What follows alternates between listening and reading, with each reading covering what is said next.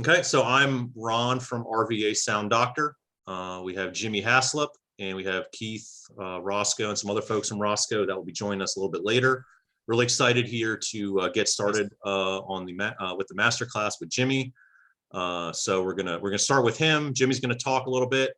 If you guys have questions, please use the Q&A feature as part of Zoom to ask a question that you're welcome to type out, and I will read it.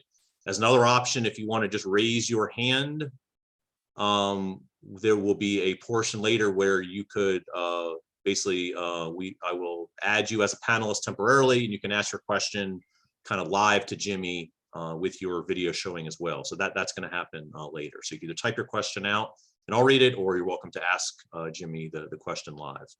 So we're going to talk to Jimmy. We'll do some Q&A. Then we're going to switch over to Keith. Keith's also going to talk.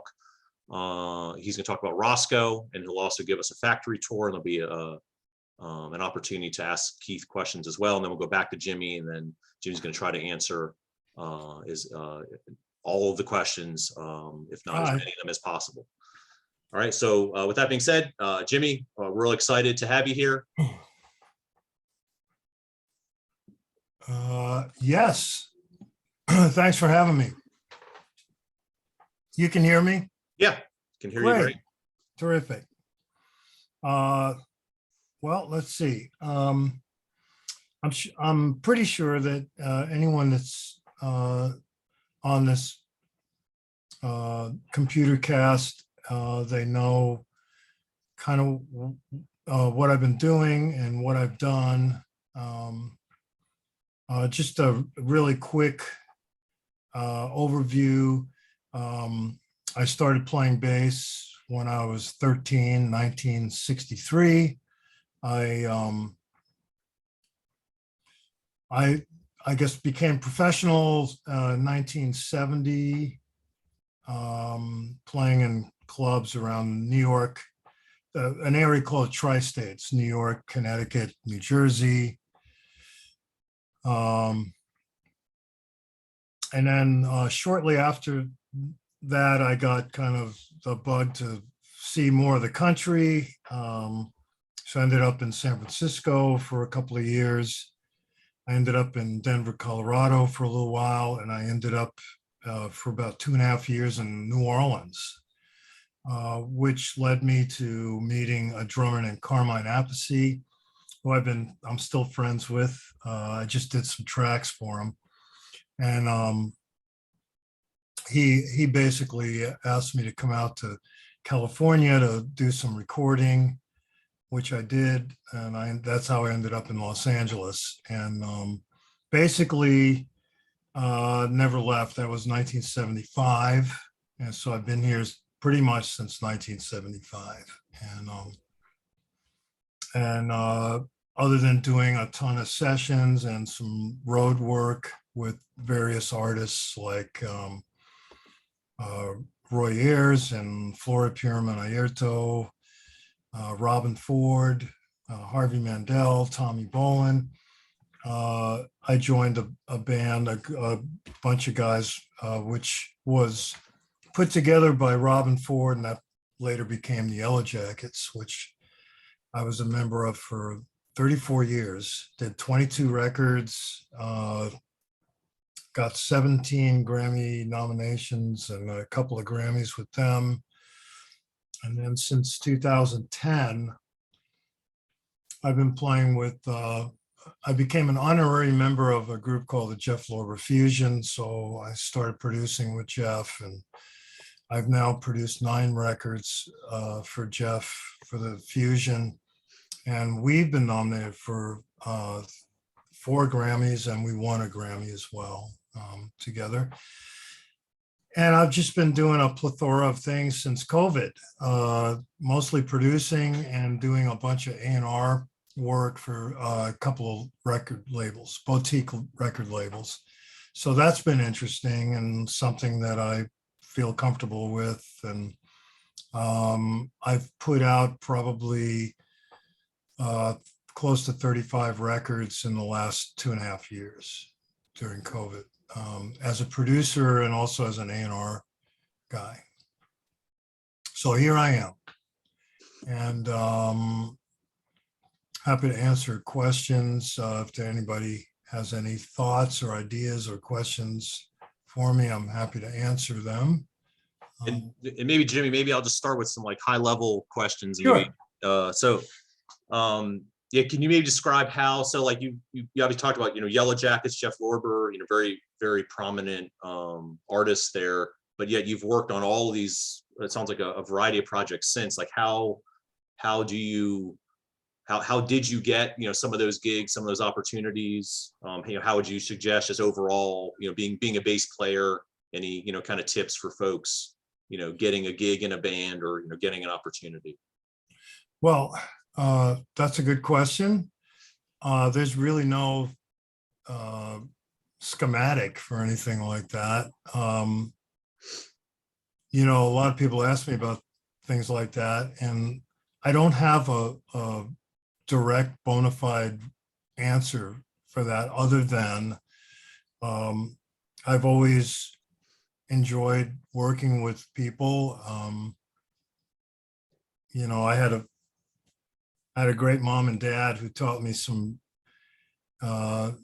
good manners and good people skills. So I think those two items are really important in a lot of ways for getting work and even extended work. If you get along with people and you're a team player. I also played a lot of sports, so I learned a lot of lessons about working with other people in that context. If you're on a football team or basketball team, even I had an interesting experience all from like junior high school through high school, being on a track team, because you had on that team, you had individual events. So, basically everything was on your shoulders, but yet you did have a goal to score points for the greater of the whole team. So that was an interesting dynamic. But I learned a lot from that. I learned a lot from my family, and all that came natural in a lot of ways. I also loved music since I was a little tot. There was a lot of music in my house. So music was always a big part of my life growing up. And when I became a professional musician, there was a lot of passion and motivation there. So, that helped with a, possible successful path. If you have motivation, you have passion, you have people skills, a team player, you have all these things going in the right direction, then doors will open up. I was fortunate to get into the business in the early 70s when there was a viable and fertile music business, and there was a lot of opportunity. There was no competition with technology. It was all about music, musicians, live music, even the sessions. I don't think a lot of musicians today experience a lot of live sessions unless they're in a band or that's rehearsed. But I used to just get calls to come in cold to work with an artist or a band and play music with them, without rehearsal. You just got a chart, or if they didn't have a chart, they had a demo that you could listen to in the studio, take some notes, and record in a unit. So all that experience was very healthy and eye-opening in many ways. I also had some good teachers along the way. I didn't go to music school. I just jumped right from one semester at college, which I wasn't even a music major. I was of all things, I was an English literature major, which I questioned. And I even had aspiration to go to chef school because I really like cooking. But I joined the band and I just kind of, followed my nose through learning music by ear at first, and then later taking some lessons from some good teachers and getting more into reading. Although I did play trumpet in school. I started playing trumpet when I was in the 4th grade. So I did have some background in reading music and understanding, how to play music in an ensemble. So, it's everything and anything you can do to prepare yourself to be involved with other people and to, learn as much about music as you can before you actually do a gig or a session. A little story. I worked a little bit with John Scofield, who's a great guitar player, and I always admired his playing and how he was such a great soloist and such a unique soloist with a wonderful voice, a personal voice. But I ran into him at one point. I think it was a NAMM convention, and I asked him what he'd been working on, because I always would ask certain people like that, what are you working on now? Just to see what they were doing and see if there was something that maybe I could grab onto and study. And one time he said, I'm just studying F7. So I thought that was an interesting answer. But in more seriousness, another time I asked him, and he was just studying a standard. I forgot what song it was, but he said he had been studying it for 2 months. And I thought, wow, that's really interesting. He just took one song and he dove into that song head first, lock, stock, and barrel, and tried to learn every aspect of that one song. So the result, when he performed that song with other people, he really had a lot of knowledge about that song. As far as improvisation, he had a plethora of information about that song, and he could just play almost anything he wanted to. Yeah, interesting. Yeah, thanks for I that. learned- And I guess say you have a multi-decade career. I don't know if it has evolved over time, but could you maybe speak to how you write bass lines? Are they more improvised? Are you given charts? Are you given specific instruction on how your bass line should fit into a song, or are you given generally complete creativity to come up with your own line? And how do you do that? And maybe there's a lot of different answers, but there are. Yeah. They're all good.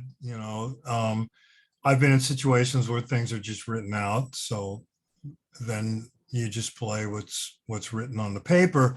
Although if you're comfortable and if you feel it's okay, if you have an idea that of playing something that's maybe in one section that's a little different than what's written, but you think what you're coming up with is more comfortable. And to me, that's a big part of playing well, to be comfortable and at ease. So if I found a pattern that was not like the pattern that was written, maybe had a similarity to it, some kind of similar factor about the pattern, but the way I played it was a little easier for me to play without thinking about it too much.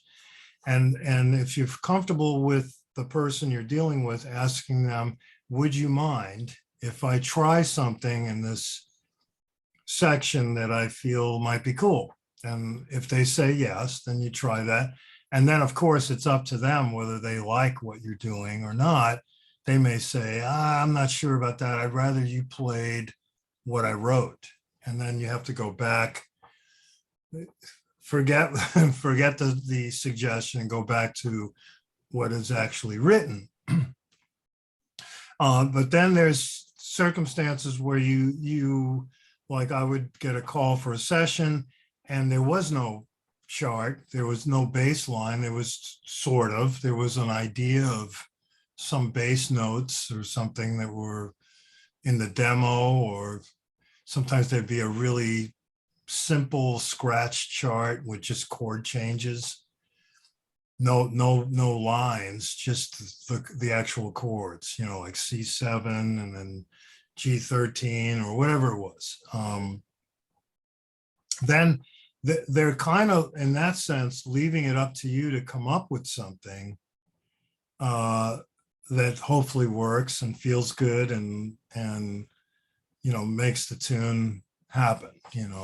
In that case, I always had thoughts about, well, gee, well, does that mean that I'm writing something on this song? But you can't really go there. The song's kind of written, there's a lyric, there's a melody, there's chord changes. So if you come up with a little bass line, I have a great story about that. I don't play string bass, so if I'm producing something and I only hear string bass, then I have a bunch of great guys I can call around the world. So happened on this one record, I was producing a Rita Coolidge record, and I used a couple of different, it was all based string bass. There was no electric bass on the record. So I was just a producer. So on a couple of tunes, I hired this guy, Chuck Berghofer. And Chuck Berghofer played bass with Frank Sinatra for like 30 years. And more recently played on the Joni Mitchell Both Sides Now record that was arranged by Vince Mendoza and had Herbie Hancock and Peter Erskine and Wayne Shorter, and beautiful record.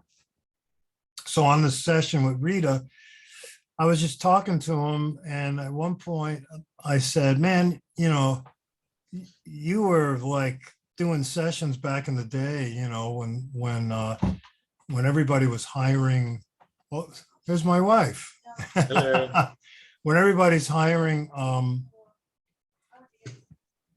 what do you need? So there was a story that he had finished the session. This was in the 60s, I guess. I believe that's when it was. And he walked out of the session. He was walking down the hallway of the studio with his bass. And this guy came out of another studio and said, hey, a bass player, I need a bass part on a tune. Can you come in here? And he said, okay. So went into the studio. They mic'd him up. They played him the tune. They said, we need a bass part. So he came up with a part.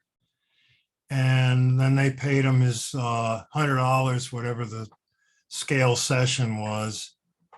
And that part was the bass part to These Boots Were Made for Walking, which is a very essential part of the song.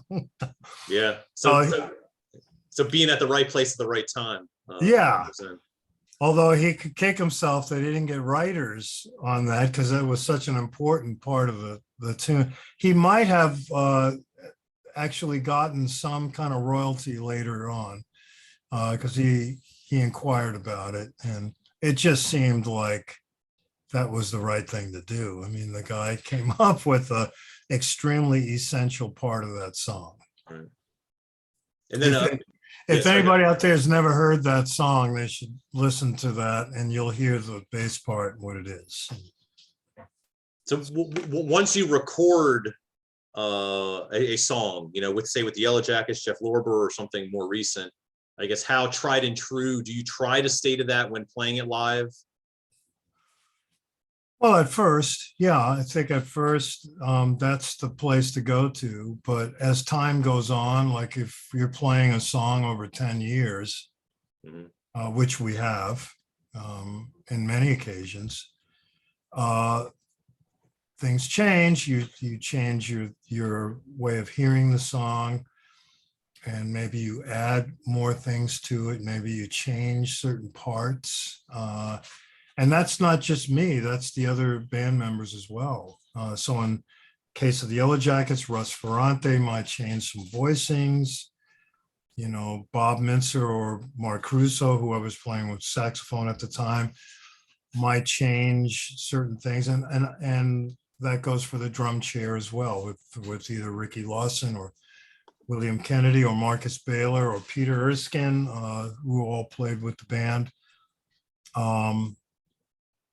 And certainly now there's a new bass player in the band by the name of Dane Alderson. I'm sure he took what I played on these songs and made it his own, you know, and that's just how it goes. And it's totally fine and good. And I think important, you know, in a lot of ways. So the song evolves. Right.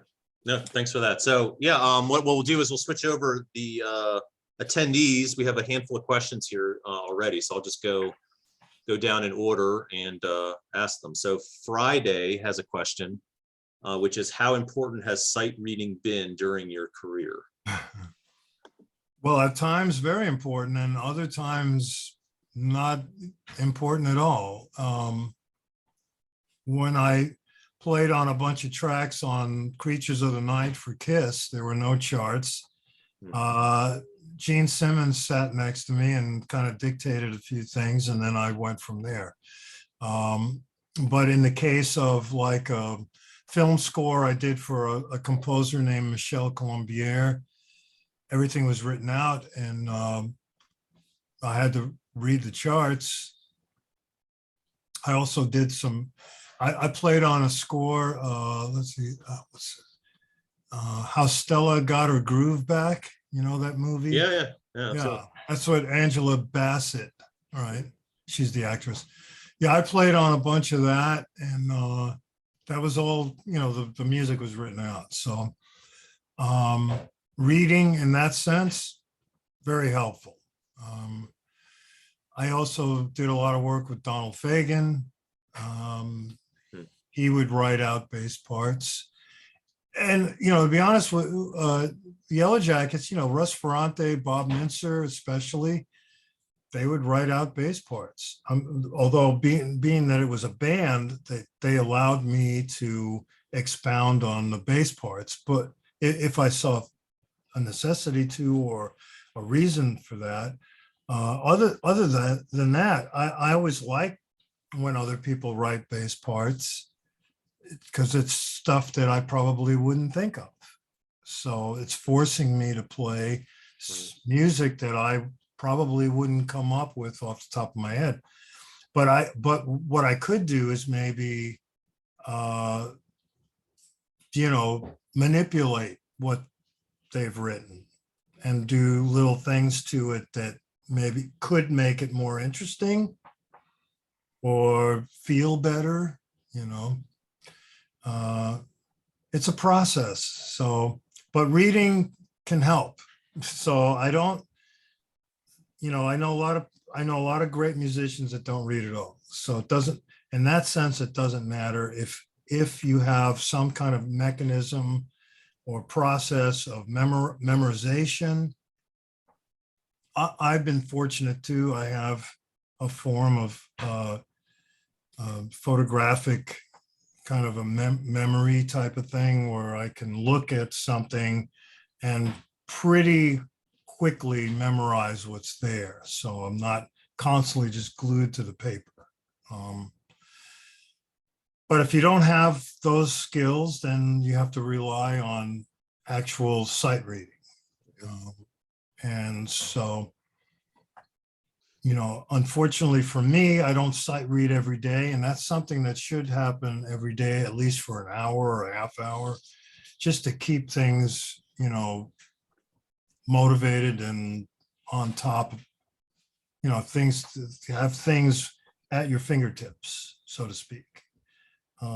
So sometimes if I know I have to do a reading gig, I'll study some reading exercises.